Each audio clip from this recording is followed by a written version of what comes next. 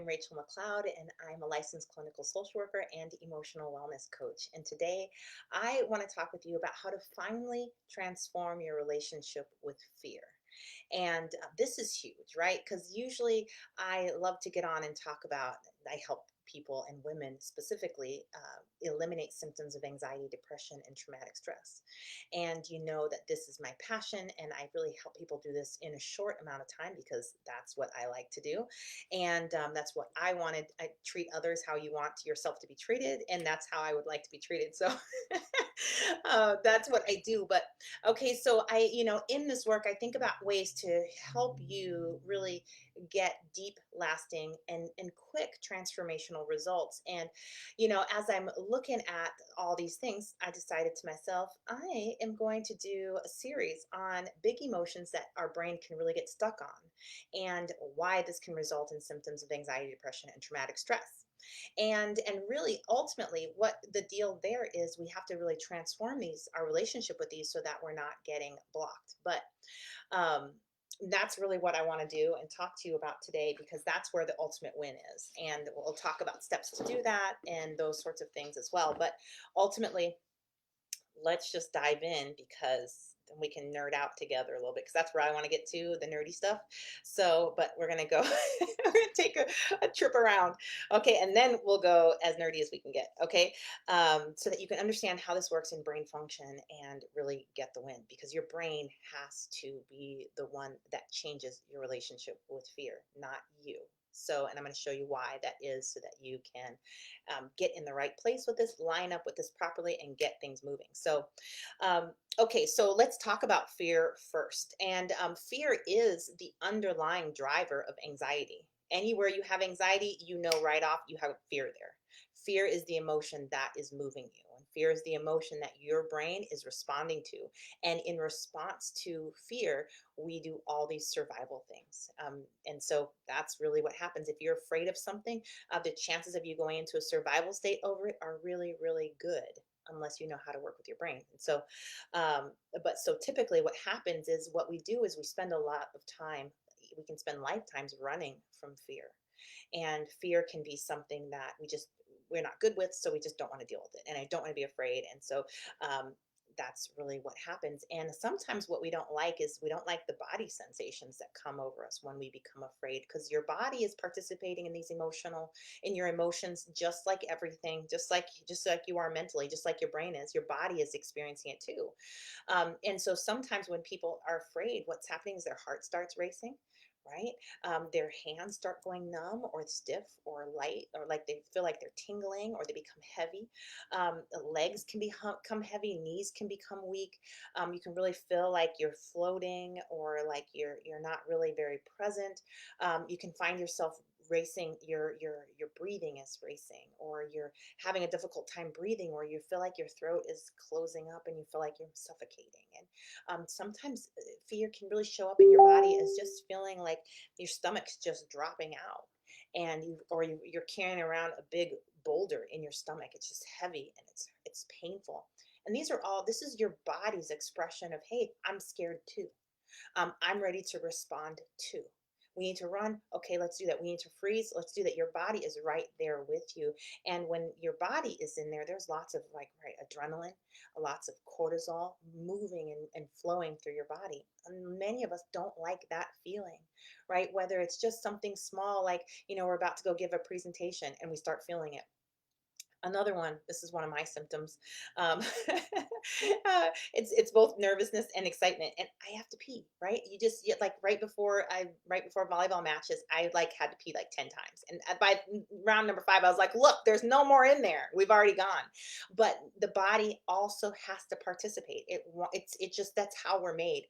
That we sometimes we really want to keep this to be just a head thing, but it's not. It becomes very much a body thing. And it can feel really, really, really overwhelming. And that's one of the other reasons why people don't really like fear, because it just feels like it's so overwhelming, and that's going to take over everything, right? Because it can feel like this big wave that's going to come get you. And so we can become afraid of fear. That's really one of the basis of anxiety, disorders and like panic disorders and those sorts of things is the fear of fear. The phobic responses to fear. Golly, I don't know how to turn I still haven't figured out how to turn my notifications off. Okay. Anyway, so so fear can really be something unpleasant, and if you have fear going on at a young age and nobody helps you right in those moments with your relationship with fear because it's part of the human experience, and maybe or nobody knew you were afraid, or maybe they were afraid too and they couldn't help you figure out how to be afraid because they didn't know how to help themselves be afraid. Whatever happened, and I'm going to speak to young childhood because what I find is that people, if you develop um, a dysfunctional relationship with fear, then it's fear can be something that chases you your whole life because fear never goes away. Your body never stops producing fear, and that's really good. You don't ever want your body to stop producing fear. Anybody whose body did not just stopped producing fear or didn't produce fear in scary situations has been eaten by all the tigers. Their lineage is gone, right? So part of evolution is if you don't have a system that can create fear, you're out of here. You're done. And so this fear thing it's a human emotion. You're going to have it for the rest of your life. And guess what? It doesn't have to be something, it cannot be something that creates dysfunction in your life. And that's what we're looking at when we're looking at these disorders.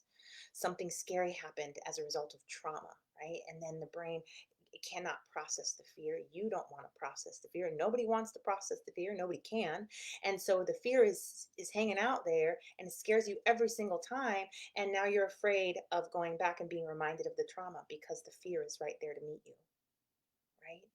And so you can see that, but you can see that this can get really steamrolling. And this is sometimes when I'm working with people, many people will choose to solve this problem right away. They're like, okay, I got a fear problem, I'm going to resolve this. But not usually, especially if you are one of those high functioning anxiety people. Like, you've got a lot of systems in place to keep you out of the fear, like to keep you running from it. Like, you can stay 2 blocks ahead of fear, but it's still there.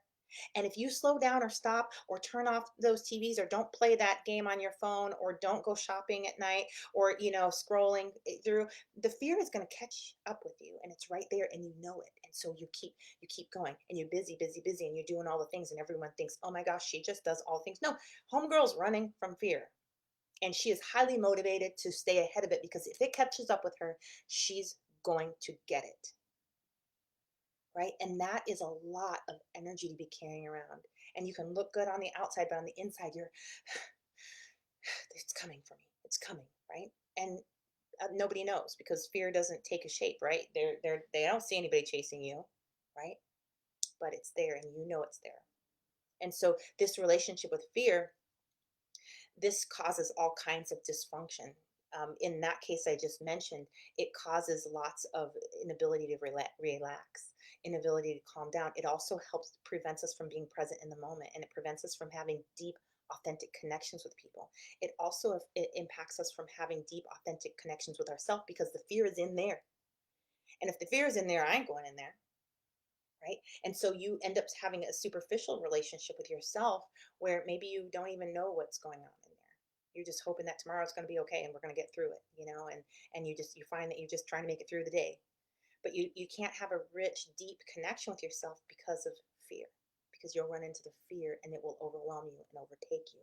Okay, I think you're getting my message, right? That this relationship with fear is not functional and it starts to break down everything. Besides the fact that fear is one of those things. I'm looking at my notes because I'm like, when can I get to the good stuff here? Um, I can do it now. Okay. um, what fear is a messenger. Fear is something that your body is communicating with you because um, it has information for you. Fear is really a lot about empowerment. Um, I'm going to tell you exactly why that's the case, but I'm going to just reintroduce you to fear here for a second. And I want you to look around because fear can hide itself in other places. So I'm going to back up a little bit. Fear is perfectionism. If you're perfectionistic, it's because you're afraid of doing it wrong. And if you look at how deeply afraid you're doing it wrong, you are afraid of doing it wrong or making a mistake or being abandoned or rejected, like, right? Or fear that you're going to succeed and all of a sudden you're going to break into this mold and, leave your whole family. I mean, the brain can really catastrophize those things, like play these horrible pictures out for you. What will happen if you succeed? Or what will happen if you fail? Or, you know, so, um, but it's a look around in your life and see what is fear. If you can name it, you can tame it. Like that's the very first step. If you can say, "Oh, this is fear," you're really in a good place. You are moving in the right direction. Fears and procrastination, anxiety, right? Um, let's see. Avoidance. If you're avoiding things, you're afraid. I don't care if it's a letter in the mail. I don't care if it's a bill. I don't care if it's you're avoiding cleaning your house. You're afraid of you're not doing your laundry, you're afraid of that laundry. There's something in there that you're afraid of. If you're feeling overwhelmed, fear. Overwhelm can be other emotions too, but fear is really, you want to be suspicious of fear.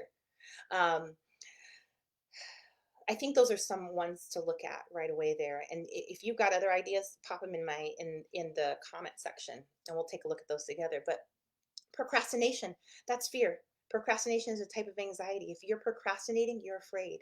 You're feeling fear. And procrastination is just a response to the fear. I'm just going to put it off. Avoidance is a response to the fear. I'm just not going to do that. Overachieving, that can be fear. Fear is in there. Perfectionist, I have to do it exactly right. That's a response to fear. That's a symptom that's a reaction to fear, right? I mean, we can get crabby and cranky and irritable to fear too, and sometimes it's like, why are you being so snappy, or why do you have to have everything in a row? Like, we can get really critical of each other and ourselves, but really it's because if you're seeing somebody who's really being controlling, if you're seeing somebody who's really procrastinating, you are not seeing somebody who's lazy, you are seeing somebody who's terrified.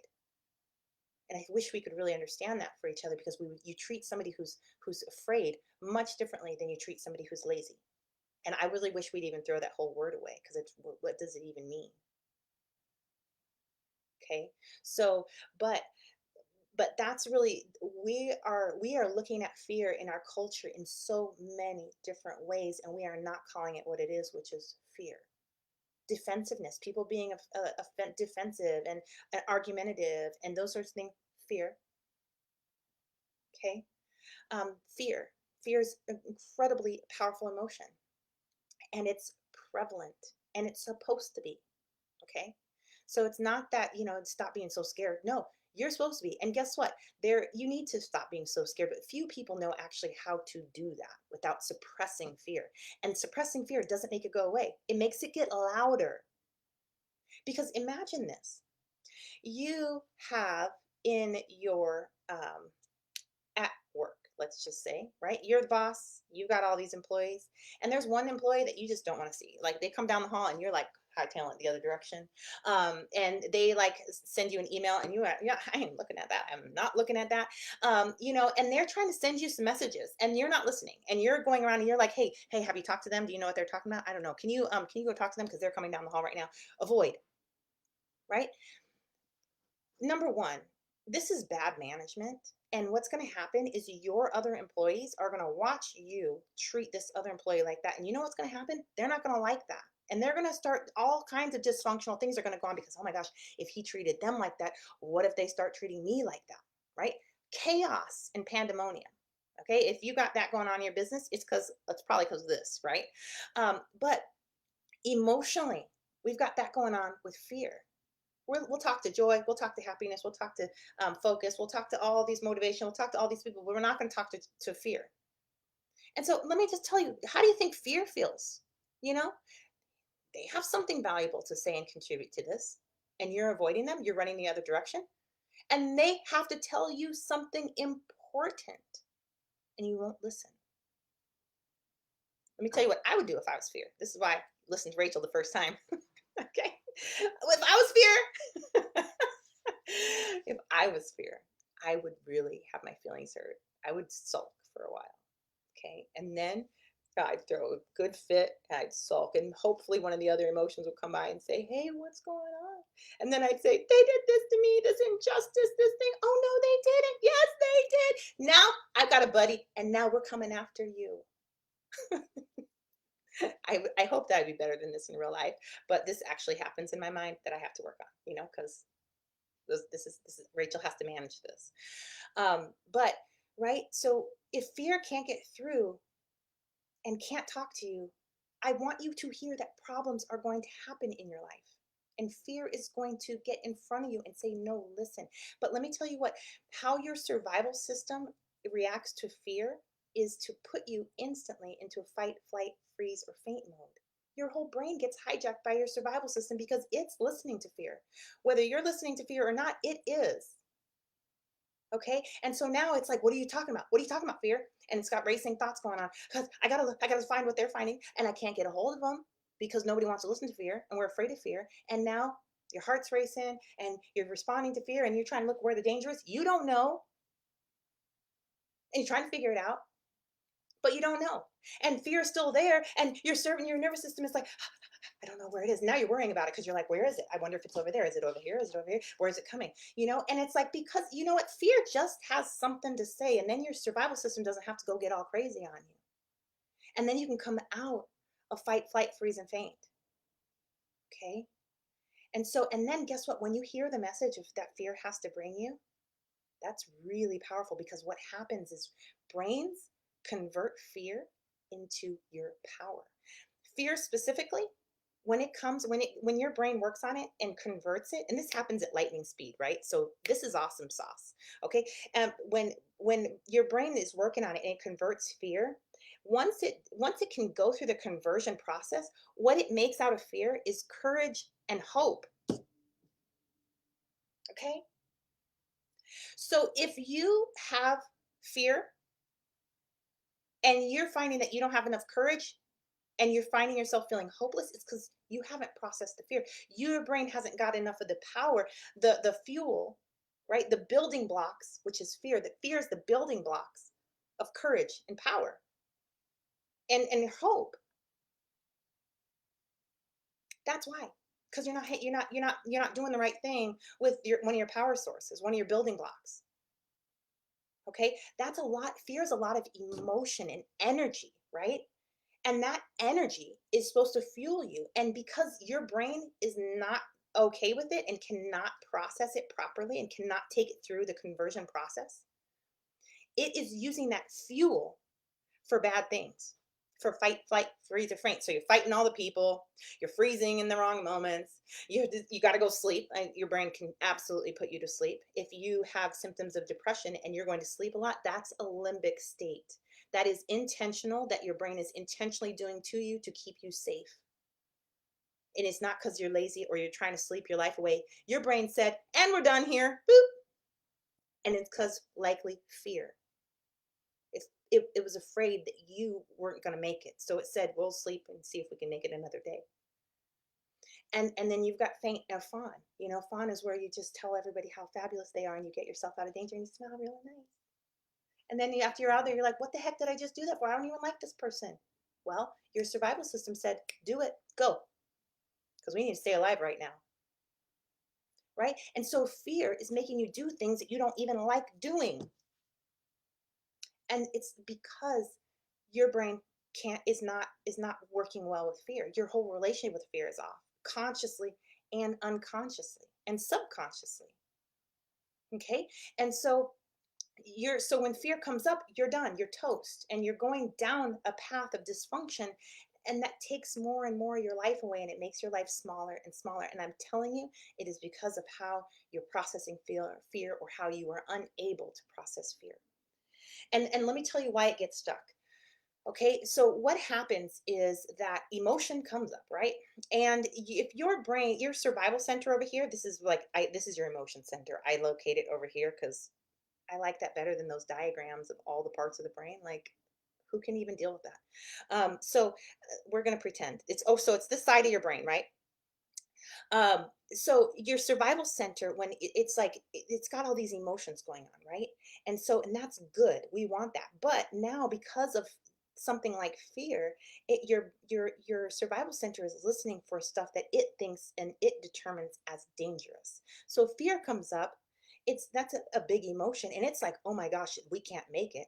What happens is it shuts down the process, right? So because your inner healer is looking for fear, because it's like, oh, I need some courage, I need some fuel, I need some something. I'm going to go and I'm going to find this thing that's scary, right? And your brain's job is to heal these things. It's to heal the things that we are relating to as though they are dysfunctional, right? Fear is not dysfunctional, but things that happen that create fear can be very dysfunctional. And your inner healer right here, which is incredible smarts and awesome, it wants to go do its job and take that event that was scary and pull it through the healing pathways and process it and convert all that fear into courage and hope and fuel. And so it's like constantly trying to get up there, go grab something, pull it through, and go and do something with all this courage now, Rachel. So, but what happens is it goes ahead and tries to grab that fear that's coming up. It's like, oh, I've been looking for you. And it tries to grab that fear. But your survival system's like, oh, not okay. And it will block that from happening. And your survival system and your inner healer, just like if you were to grab a hot pot, your survival system makes you drop it before you even think about it, before you even process it. Like lightning speed, my hand is being in danger. I need to keep my hand safe. I release the pot, everything spills everywhere. Maybe good, maybe not so good, but that's your survival system keeping your body alive. And it works emotionally and mentally too. Your inner healer is going to go in there and grab something. It says, hey, that's too hot, drop it. And your inner healer has to drop it because your survival system is the boss of survival, and it's determined that your inner healer is gonna bring you harm, even though it's trying to do a good function, right?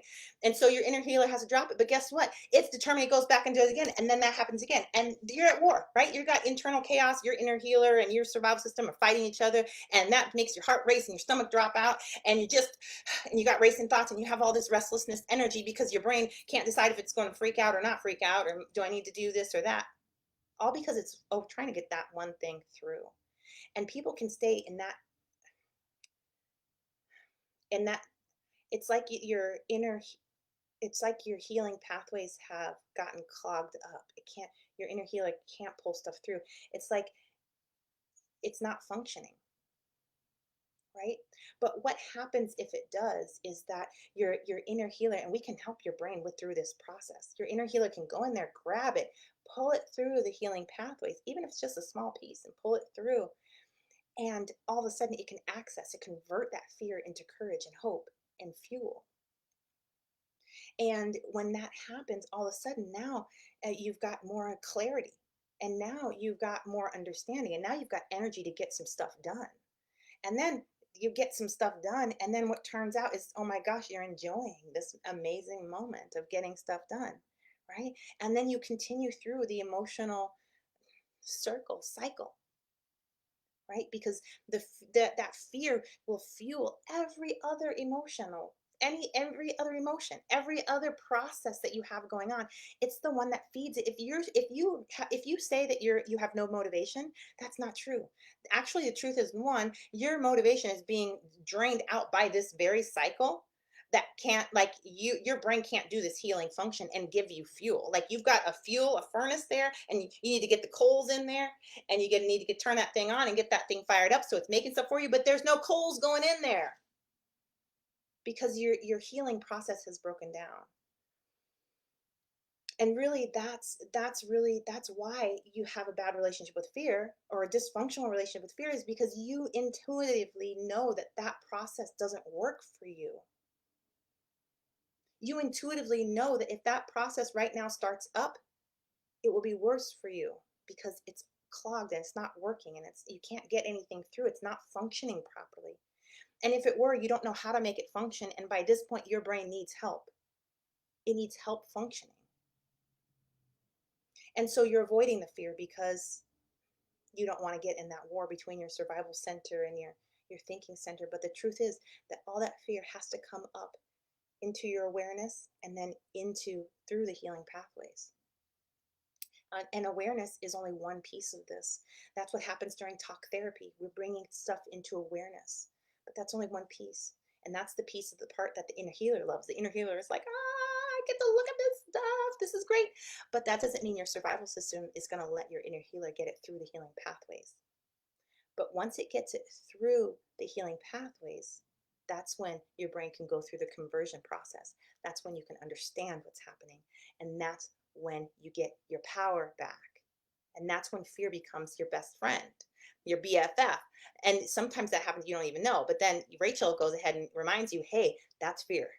What just happened there to you and why you just got all that courage is because your brain processed fear and it made it available to you. It made it available to you in usable form, in a functional form. Because what happens is our brains can start making fear where there isn't fear. It can start your survival system's job is to it's really to decide, is this dangerous or not, right? And when it sees fear, it just automatically assumes it's dangerous. If it learned that fear is dangerous, if it hasn't learned that fear is dangerous, you don't even have this problem to begin with. Um, but once it learns that fear is dangerous or that something out there is dangerous, this is what happens with trauma. We've learned that something can really hurt us badly, and we learn that it can hurt like we have never experienced hurt before, physically, emotionally, mentally, spiritually, energetically, right? It doesn't matter. Trauma is trauma. And once our brain can find something to be afraid of, if we can't get that thing through the healing pathways where the inner healer can get a hold of it and convert it, it then we remain afraid of something. Even though it's not going to happen again. The chances of that, all the logics, regardless of any of the logical stuff, doesn't matter because the brain, every time it comes up, it decides that's dangerous, whether it's true or not, and that's frustrating. When you're like, "Come on, man, it's not dangerous. We're safe. We're safe. We're safe."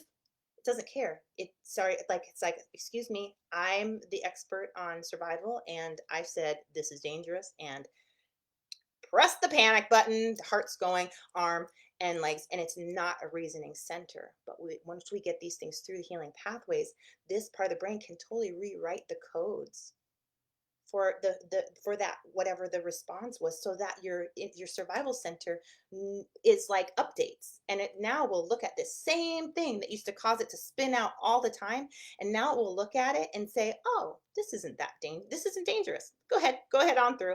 And so it'll let it through the healing pathways, and so you get to think about it, right? You get to do all that, you get to respond to it, you don't have to react in a survival response to it.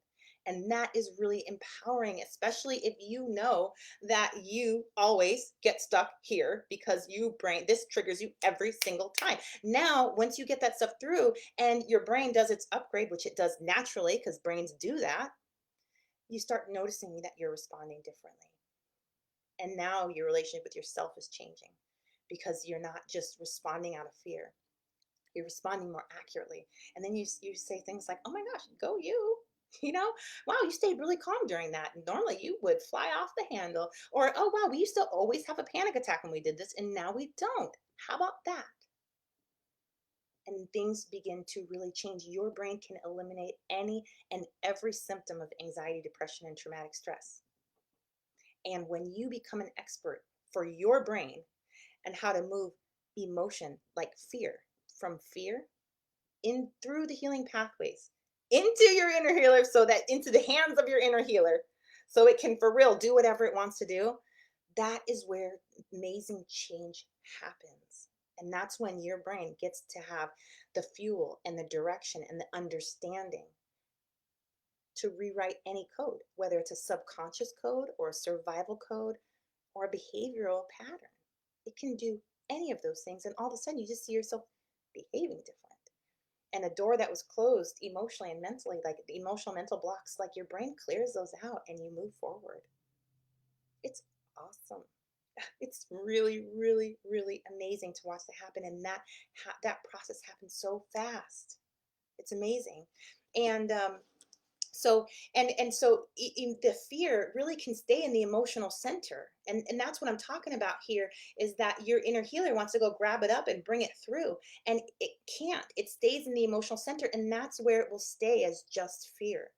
And that's where fear will ride you, and fear, your brain will totally organize itself around this fear that's not moving and just stays here as fear. You can find things that you're afraid of from like when you were 4, 3, 6, 7, 8, that just never made it from this part of the brain into this part of the brain. And that's where the work is every single time with anxiety, depression, traumatic stress, is to don't let the emotion stay here. Move that emotion. Get it through. Get it through. Because once you get it through, everything activates, everything changes, and your whole system begins to heal. Because that stuff that's over there in that land where your survival system over here, everything that's here, when that stuff's pulled through, those are all the things, like, you have an intuitive sense, like, I'm missing some things. Gosh, I would be able to give this presentation, but I'm missing some things. I would be able to have a successful relationship, but I'm missing a couple things. Let me tell you where that stuff is that you're missing it. It's over here in your survival system. I mean, in your emotional center. It's over there and it's stuck. It's been there since you were 5. It's been there since you were 10. It's been there since, you had that traumatic event when you were 40. It's been there. And guess what? You pull that stuff through, and all of a sudden, your brain is like, oh my gosh, I was looking for that. Because inside your brain, it's like making all these neural pathways, right? But let's just call them train tracks for our purposes. It's making all these train tracks so the train can be here. Now, mind you, also, these little trains are moving at lightning electrical speed, but for our intents and purposes, they're just like these little trains, and they're going here and they're moving and they're trying to get from point A to point B, you know and so what's going on here, and maybe point A is where you are now, and point B is that business you had on your heart, right? And so as you're going, you notice that, oh wait, here there's a track missing. I can see the other end. It looks pretty good. If I look out there, there's more tracks over here, but right here there's just nothing. There's a hole. And your train comes up here and it just stops. But in the brain, it just will back up and go again, and then stop and back up and go again and stop. I don't know how it does that, but it just does. And it'll do this on repeat. That's when your thoughts are looping. And that's frustrating because you're like, gosh, I can see the other side. Why can't I get there? And that's because there's a little track missing. And let me tell you, that track is available to you. And your brain, if you help it through these processes, it will go and it will find the track and put it right in there. And next thing you know, your train's moving. You're like, oh my gosh, we got farther this time. And next thing you know, you run into another track and you can't go any further. And your brain will, like, you can do all of that, but once you get there, you're out. You go into survival state and you got to start over again. And then you go there again. But then if you can figure this piece out, and that's usually stuck over here, you pull it out and bam, it just goes right in there and your tracks are moving. Next thing you know, you're in that business, you're living your dreams. You're finally able to parent your kids in the way that you want. You're able to show up present for your husband, or for your dream, your education, right? All these things start to turn on for you because you're building the neural pathways for it. It's no longer just like these two loose ends of neural, like your brain's just looking at itself like, I'm sorry, I don't know. you know it will build that. And that usually happens right over here. I love watching that. And I really never have to help people um, after this process. Like, this is really the process. I will tell you, okay, fine, I have to help people about 3 to 5% with the rest of it. Okay. But if you really think about these entire anxiety disorders, depression disorders, trauma disorders, to only have to help the brain with after this part, like, this is where I spend all my time helping people. I help them get it over here, get it get it in the right part of the brain. And that's usually it. And that your inner healer's in there cooking up some awesome things for you. And that's it. Sometimes the inner healer is like, okay, I don't even know what to do with this. Okay, 3 to 5% of the time. So I mean, if you're looking at this, that means like 3 to 5% of the stuff that you're doing, you need help with. Otherwise, you can really be helping your brain. You can do this. And I want you to be able to do this. I want you to be able to master the amazingness that is your brain and your brain function and what it can do for you, because it's just when you become so unlimited in your power, because you can create power at will whenever you want. And we should all have power. And then we don't have to run around and take somebody's power from them and I'm take yours because I don't have enough, and I'm going to take yours. Like, I can get my own. I can create my own power. I don't feel threatened by your power anymore. I like your power, you know? And then we don't have to do all of that. And we don't have to stay in victim mode. We can learn how to do all of these things. So, um, okay, I wrote something down. I don't know what the heck I was talking about, but okay. So let's talk about what to do with this. How do you help your brain? What do you do? Okay. And let me tell you what, I'm gonna say something that is going to make you mad, and I actually am going to enjoy it. So, okay. The truth is that you are you're not going to get this by understanding the fear first. You actually have to process the fear first before you're going to even understand the fear. The fear is in a different form than you can even understand or wrap your brain around. It's only when it comes through the healing pathways that it actually becomes something you can even understand and gain insight to. Okay? So I think that's really fun. And I think really, I'm happy to say that because this is why so many people remain stuck in anxiety, depression, and traumatic stress because what they're doing to treat it is read self help books, do talk therapy. And they do this because they're control freaks. And I know you because I've been there. I've been one of those people. And and because we're used to only using this part of the brain. And we're friends with this part of the brain. It's the only part of the brain that actually works with us, especially if you got an anxiety, depression, trauma disorder, because your survival center is doing its own thing. It's not helpful. It's causing this whole problem. And then you got your subconscious mind that's doing its own thing and it's causing all kinds of problems. And the only one you got to work with is this one. And so we really tend to lean heavily on it and we're going to think our way through this problem. No, you're not. Because let me tell you, we're going to talk our way through this problem. No, you're not. You don't even talk fear. You don't even talk limbic system. What the heck are you talking about? You're going to talk your way through this. And let me tell you what, your survival system does not care what you say. It doesn't care how much you talk. It knows and says and does whatever it feels like saying and doing. So you got one option here. And that is learn how to talk to your survival system in the way that it likes and it understands. Or you can sit there and keep talking to it like parents do with children, right? They keep talking to children like children are going to get it. And children are like, okay, well, so when are they going to stop talking so I can do what it was I was going to do? Right? And because just because you're talking and you're planning and you're using this brilliant part of your mind does not mean that you are having any effect on this part of the brain at all. And so what I see happening is people are watching a lot of podcasts and they're watching this and they're doing that and they're learning this and they're getting books and they're reading self-help stuff. Your survival system does not care. And you're doing it because you want to understand. But let me tell you what, you will, if you could just for a moment drop your need to understand and figure this out because you can't, because your problem is not in a part of the brain where it's not in a thinking center, it's not in an understanding center. So you can't understand this problem.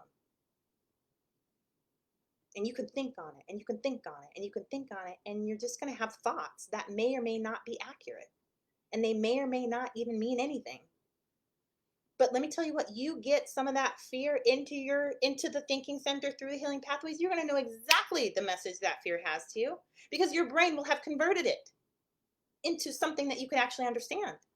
And it'll have hooked it up to all these other neural pathways, and then things happen in there. But so I want you to understand, if you sit on your couch and you keep watching these things and you don't do a thing, you're going to be stuck right where you are right now. And let me tell you this. If you've had an anxiety disorder for over a decade, you're an expert at having and maintaining an anxiety disorder. And you can trust that if you rely on your expertise, you will continue to have and maintain your disorder.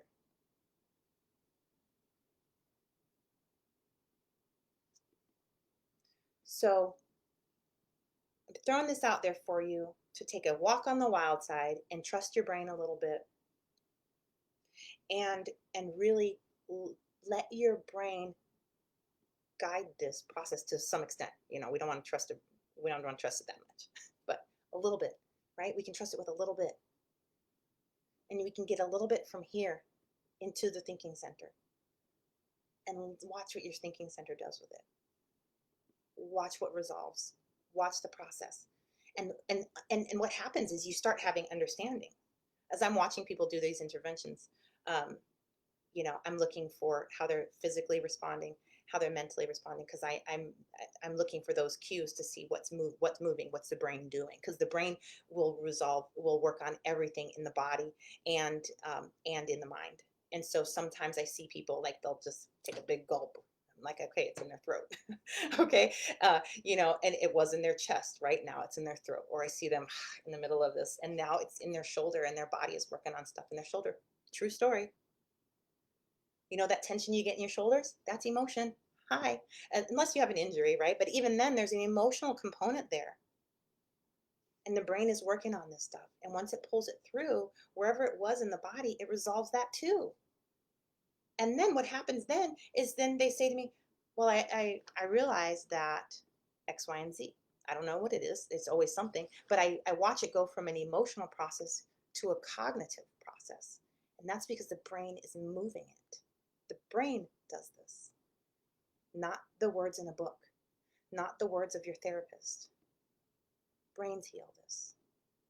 And when you understand that, you're unlocking a whole new dimension of healing that's available to you. That's already your natural brain's healing process.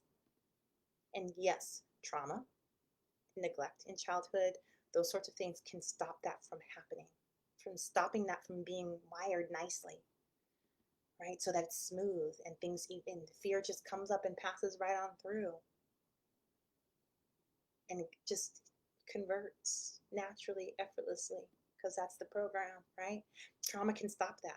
And if you've got an anxiety, depression, trauma disorder, your process is blocked. You need help to move that. Okay. So and like I said, it's not going to come from the shelf help, right? It's not going to come from all those books you buy.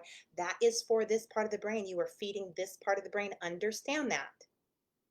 Okay. This part of the brain is not going to solve this problem for you. It's going to make it so that you understand your anxiety disorder, but it's not going to heal it. It's not going to resolve it.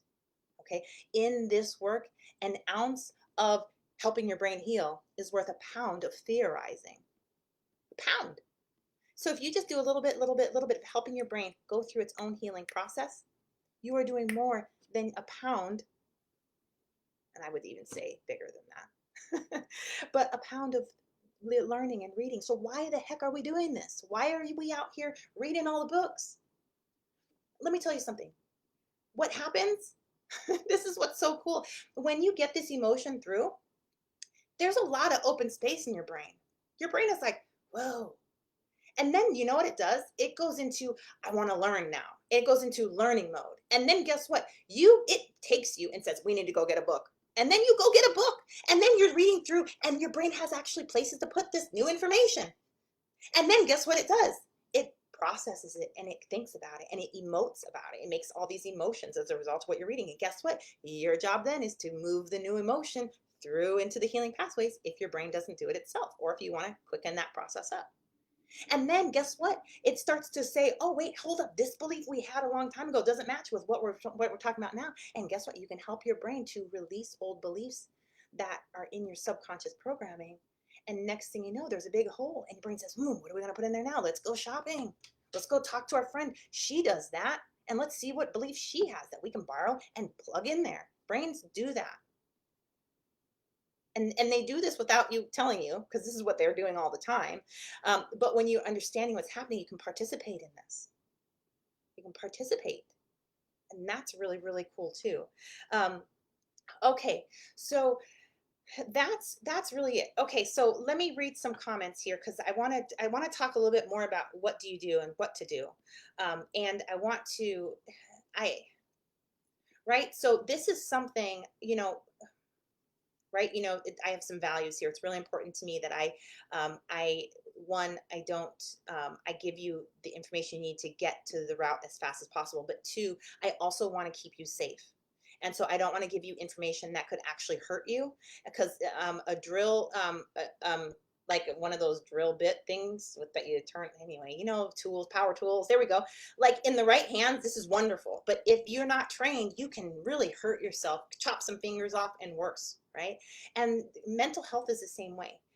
Doing this kind of brain work is the same way. You really want to be safe about it. And so I am going to stay on the top level and talk about this, and so that you can get what you need, and you can create a new path for yourself to get what you want out of this. Okay. And I also want you to know that this is something that I teach people in 8 weeks. Right. So it's intensive, right? But it's work, and it's it takes about 8 weeks of content, right? And it's not even content, really. I keep the information very minimal because I don't want people to fall into the information trap.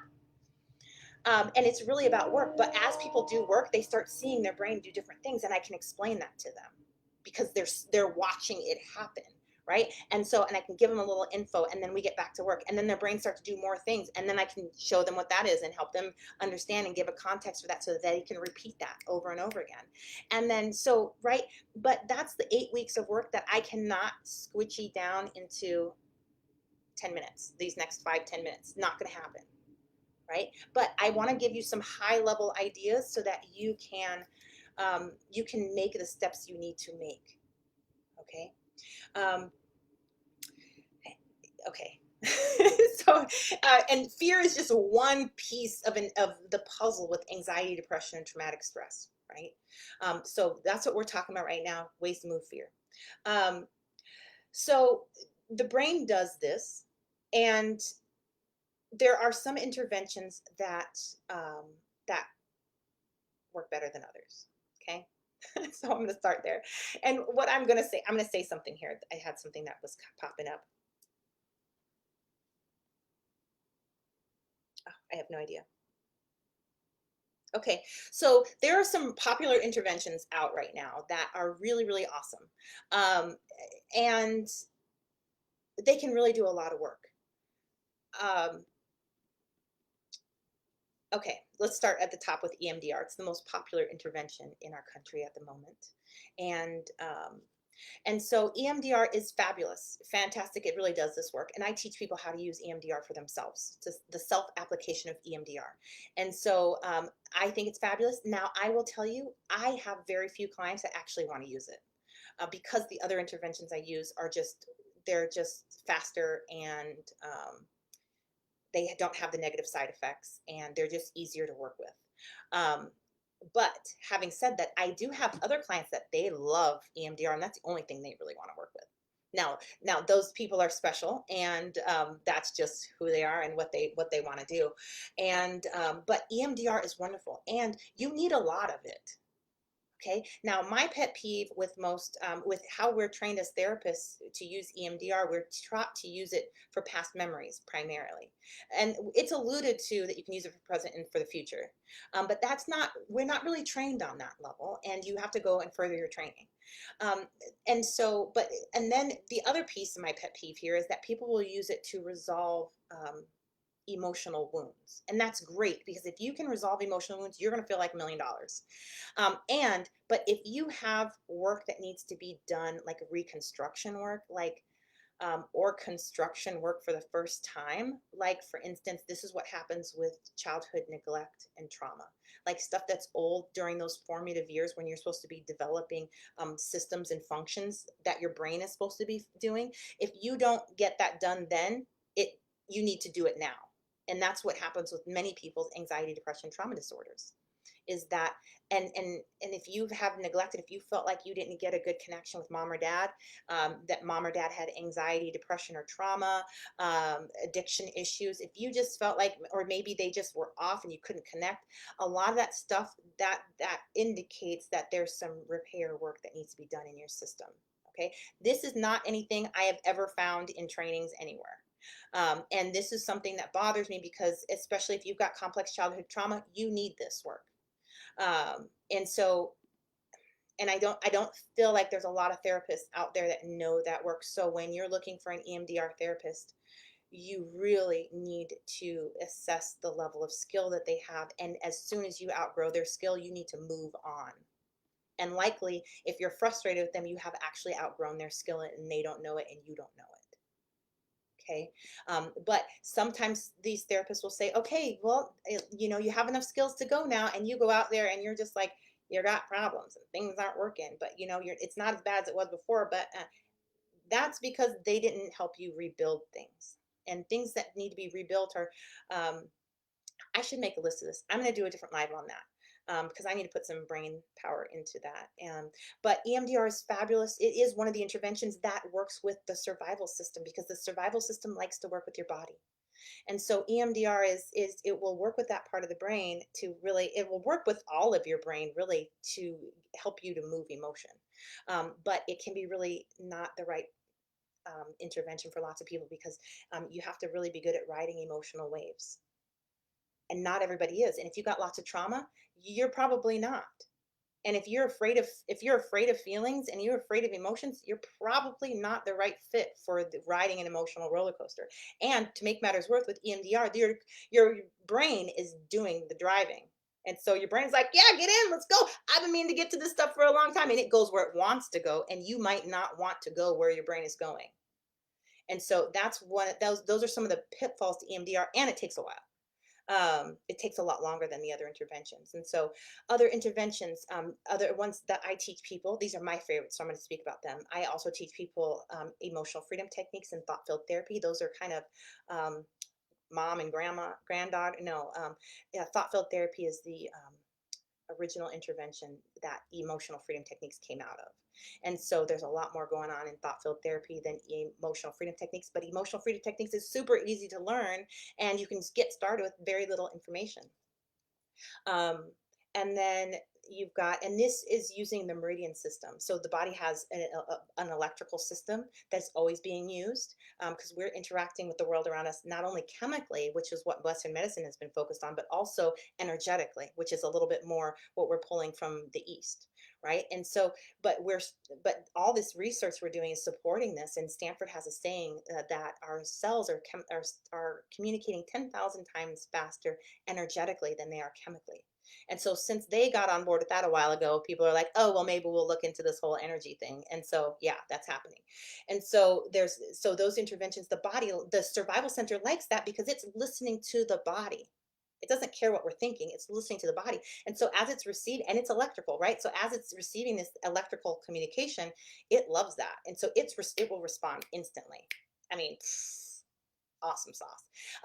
What I find there is when people use that without direction, without like a step-by-step program like mine, is that sometimes the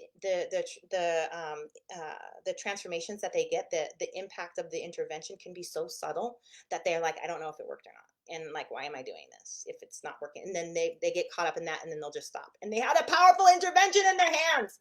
Okay, so but let me tell you what. Sometimes you use it and you get dramatic results, and those are fun. But both are good for the brain. And that's really why it's like, you can do this by yourself. I did it by myself. It took me three years for my anxiety disorder, 7 years for the trauma stuff, and really create function for me. You can do that, but why? Get a professional on your side, whip this thing out, resolve it, and go. Right, the longer you spend suffering with anxiety, depression, and trauma, you've got a brain that's not functioning right, dealing with your life. Like you're using a dysfunctional brain to build your life. Like that's bad. And you're in survival mode, and you're not, that this part of the brain that you're flipping into all the time does not create thriving. It creates survival. And survival can be a very painful, yucky place to be. So, having said that, let's see. I also like Donna Aiden has energy medicine, and this energy medicine book and program, awesome. But let me tell you what, I just name dropped and book dropped, and I'm gonna tell you what, you can read that book front to back. It will not change your brain if you do not do the things. Okay, so um, you got to do it. And if you're not going to make yourself do it, you hire somebody to make you do it. Because let me tell you what, if you hit this and quit this in 2 months' time, this can be a whole different thing. Anxiety disorder can be a thing in your past. Fear is never going to be a thing in your past. You will be working with fear and loving fear and shame and all those good things that we'll be talking about the rest of the week. But but um, but a disorder, no. Brains don't need to stay there long, and they can resolve that fast. Why stay in suffering? Get the help that you need. Do not go this alone. That's ridiculous. I'm calling, I'm not going to call myself ridiculous for when I did it myself. I really, this stuff was not available when back in my day. I started my healing process about 10 years ago now. And this just wasn't available. And so a lot of the stuff that that is in my program specifically is stuff that I went out and found and created when I was working with people's brains, right? And so I was like, oh, that worked, and stuff we created together. And I still have clients. I had a client create something today, and I was like, look at you inventing interventions. Anyway, once you know how the stuff works, it really can open up for you really, really well, and you can really master this stuff. So yes, energy medicine. So they have some interventions in there. I find that I love that work, and I think it's really, really important, but it's not very specific and targeted as far as I'm concerned. I have pulled some interventions out of there because I've tried them, and I've had a lot of clients to try them with, and I found some that are specific and targeted. Most of the rest of the interventions are just really healing to your whole and organizing. And I think that's just good. I just don't think that there's ever a bad time for your energy systems not to be organized. And so I think that those are some of the things. Those are some of the some tools to help your brain get unstuck and to process. And if you are having symptoms of anxiety, depression, traumatic stress, your brain does need help to do this. Right. And so how you choose to do that is how you choose to do that, but do it. Don't spend time suffering, right? There's so many consequences to suffering. There's so many consequences to anxiety, depression, traumatic stress. And there's so many consequences to the consequences. And then there's emotional consequences to the consequences. Like, please do yourself a favor and dedicate time, prioritize yourself, prioritize this work. It does not have to take a long time, but it's got to get done.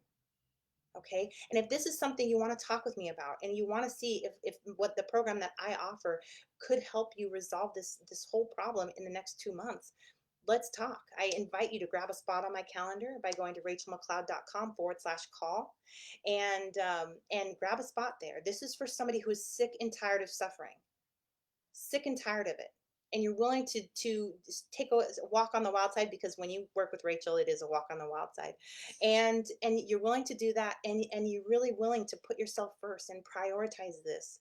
You know, my program really is, and what I offer really is for people who are those people who are sick and tired and who are not going to suffer again, and they want to be the change in the world they want to see.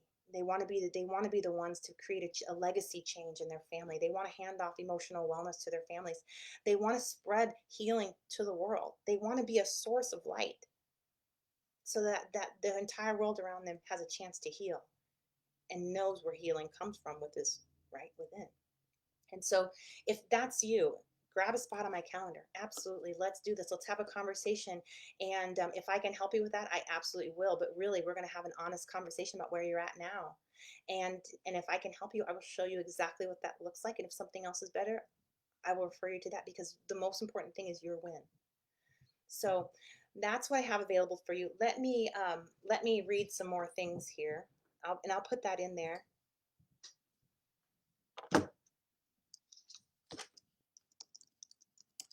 And I'm sweating because my new building, and I don't know how to make the thermostat do what it's supposed to do. Okay, there's that stuff. Okay, so EMDR, yep, EMDR can be a good one. If you've got a lot of trauma, I would say probably not the best one, the best fit for you. Um, I don't, Josh Paul says, I don't want to have the same results of being how I was before I could move fear through the healing pathways. I'm scared that fear will stay stuck like it has in my past. Okay. Yeah, fear can get stuck at any time. That is why we keep taking care of ourselves. There's never a time that you stop showering. I don't care how often you shower, but you do it, because self-care, right? If you don't exercise, your muscles go into atrophy. Like, the human form is set up to dysfunction if it's not taken care of. And emotionally and mentally, we're the same way. So this is a practice that you will integrate, but it's not one that you're going to have to work so hard for, because we're not talking about the dysfunction. After you resolve the dysfunction, those healing pathways should be nice and open, and your brain should be doing this work unconsciously, which is what it's supposed to be doing. It's not just supposed to be such a like focus, focus, focus. Help your brain, help your brain, help your brain. It's supposed to help itself. You don't have to tell your heart to beat. So you really so but if you know what you're doing, if you start to notice fear is not moving, Move it. Simple. But I think that you might find that you're still in the phase where you're doing you're doing the trauma processing, you're doing the anxiety, the function creation stages. And so when you're there, you got to still create while fear is like right there. And that's a skill set, and that's something that you can get support with. That's something that you can reach out for, and it's something just to know that's happening. That when you're in this work, it's not super fab. It's not. It's work. Um, but it must be done in a way you can tolerate. You can't just run in there and like be hammered with fear. That's going to shut down the whole healing process. And so there's tools and strategies for that, so that you can work with the fear in the pace your brain can tolerate, and you can still get phenomenal, life-changing, fast results. You know. Um, okay. Uh, Alex Josh says, my work is watching me. I'm afraid to fail. Yes, fear of failure, huge. I'm not under the radar. I am in a weak point in my life. I'm scared to fail. Yes. And really, if we were working together, what we would do is we would put something together to specifically target this feeling of failure and help your brain process that. And when we do things like that, we your brain gives a lot of feedback on what's going to work and what isn't, that I'm training to pick up on and then talk with you about and make conscious, so that you can participate in the creation process and feel validated, because you're like, it is saying that, isn't it? I'm like, it is. But you can find a way to, because you want to, everything has to be tolerable. So when you're doing work, it has to not flare up your survival system, because your survival system will come around and be like, give me that. And now you're in a panic attack. How you like that? I'm gonna teach you not to go there. We don't need that.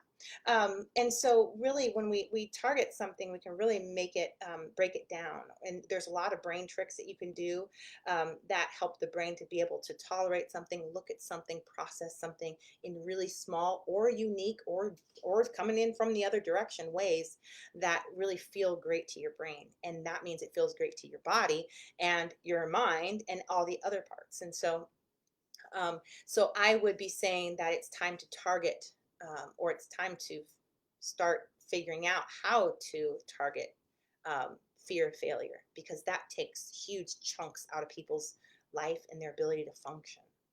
And really, when we're talking about life, we really do want to function, and that's what it's about. So, um, how about when my work is watching me is watching me to make a mistake, or like I think maybe what you're saying is when it feels like people are watching for me to make a mistake. Okay, that's a great question, because many of us can feel like that, especially if we're around somebody who has is traumatized, right? And that person, they're afraid of mistakes, somebody making a mistake around them, so they do a lot to control the people around them to not make a mistake, right? And that's an anxiety move that's based in trauma, and that can really make everyone else around them like, that can really set off our survival systems. And then we're in a situation where we feel like we're on eggshells, and we're like, oh my gosh, I'm gonna make a mistake, because we're human, it's inevitable, it's coming.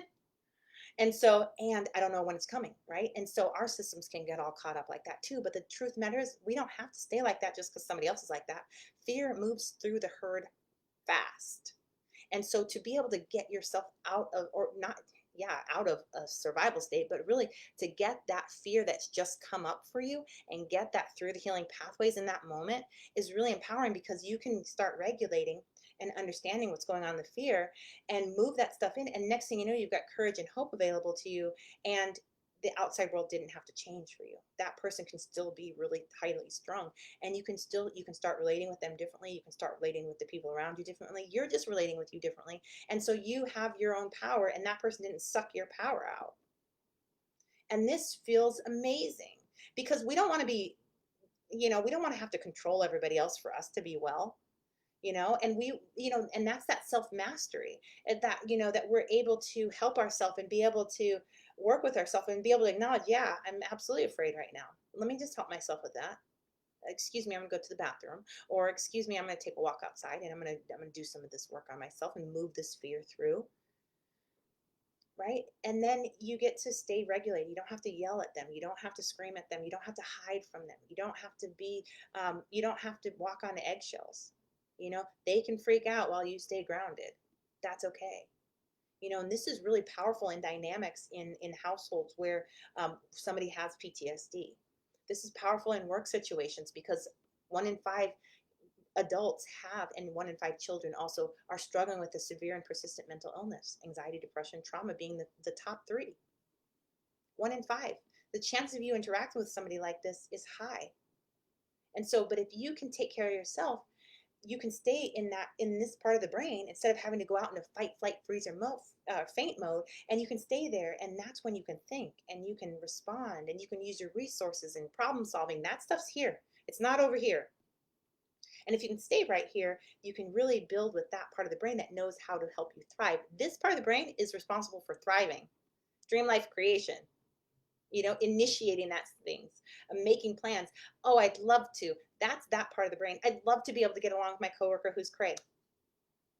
I'd love to be able to get along with my spouse who's so controlling. Like, right? Like, we can make those shifts. Because I'm not here to tell somebody they need to leave somebody or, oh my God, they're so controlling. I don't know what you're supposed to do with yourself, but I know that your brain's supposed to function properly in those situations. And we can set that goal and achieve that goal. And with your brain on, because the survival center really will shut down the thinking center. Once you go into survival mode, your survival center says, oh, we don't need you thinking, and it will shut it down. It can shut it down all the way to only 20% of function.